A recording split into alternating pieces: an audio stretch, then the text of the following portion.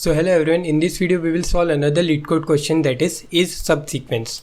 So we are given two strings s and t, and we need to return true if s is a subsequence of t, or otherwise we need to return false. So then they have given the definition of subsequence. So let us see this first example and try to understand the question, and we will also understand what a subsequence is. So let us see this first example. So this is the first example that they have given, and so first let us understand what is a subsequence. So this is string s and this is string t. So we need to how we can say that s is a subsequence of t. So we can say that s is a subsequence of t if all the characters in s in order are present in string t. Let's say like here the characters are a, b and c in string s. So we need to check in string t that if these characters a, b and c in order are present in string t or not. So let us check. So a is present, b is present and c is present. So yes, here a, b, c and here a, b and c, they are present in order. Now what do I mean by order? So if we have ABC in string S, then we need to have ABC in string T also. We can't change the order like ACB or BAC. So we can't change this order. The order needs to be same. Yeah, they can be continuous, they can be non-continuous. Like AB can be present together, then there can be some characters, then C can be present.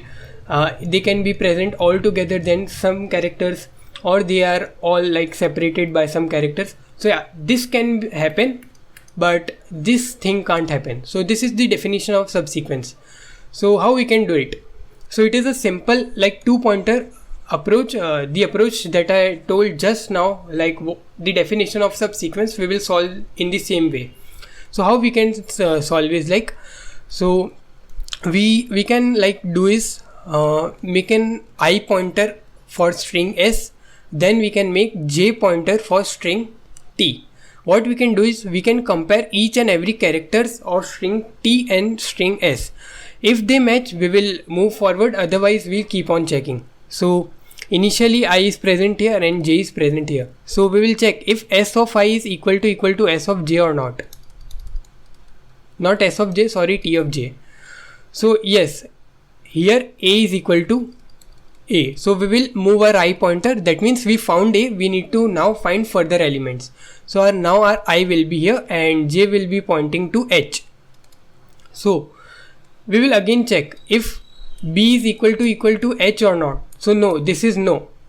B is not equal to h. So now we will move only j pointer. Now why j pointer? Because till now we haven't find any equivalent for b in this string t. So until we find b in string t, we can't move this I pointer. First we need to find this b. So now we will move our j pointer. Now we will say if s of I is equal to t of j or not. So yes, b is equal to b. So now we found this b. So now we can move our I pointer ahead, and j pointer as usual will continue its iteration. Now we will see if c equal to g, no. So we will move our j pointer. Is c equal to d? No. So we will move our j pointer. So is c equal to c? Yes. So we will now increment our I pointer and j pointer, and they will reach to end of the string. And in the end we will check if all the characters are like all the characters of string s are present in t, that in order. That means that means s is a subsequence of t, otherwise not. So how we will do in a code perspective? So let us see that. So let us say that we have s equal to abc and t equal to a, g, h, b and d, c. Let's say we have something like this. So what we can do is we will initialize our I to 0 and j to 0, and we will continue iterating until one of them reaches to the end of the string. So we will continue doing some process. Now what we will do, if s of I is equal to t of j, that means both of our pointer will get incremented by 1. So I plus plus as well as j plus plus. Otherwise, what would happen if s of I is not equal to like t of j? If this condition does not hold true, what will happen?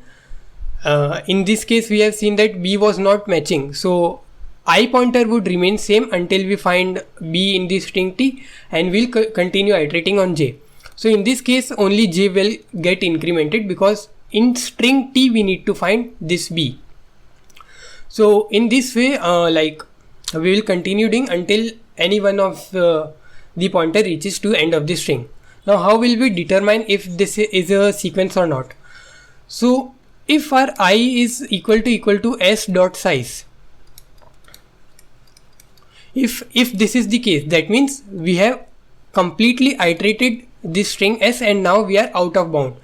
So that means we have successfully found this subsequence in string t.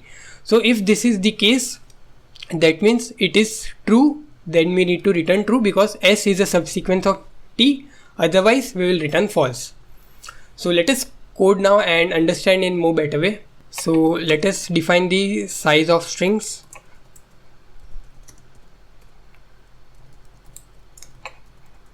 So n is the size of string s and t is the size, m is the size of string t. Now we will make two pointers I and j, initialize both of them to 0. Now we will do a while loop until we reach the end of the string of any one of the string. So while I is less than n and our j is less than m, we will continue doing. So what we will do, if our s of I is equal to t of j, that means we need to increment both our pointers, otherwise we need to increment only j pointer, and in the end we need to check if our I is equal to s dot size or not.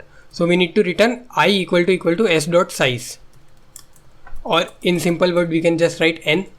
So if I equal to n, that means we have we can say that s is a subsequence of t, otherwise not. So it will return true for I equal to n and false otherwise. So let us see if this works fine on sample test case or not. So yeah, let us submit it. So yeah, our code got accepted. Hope you learned from this video. Thank you.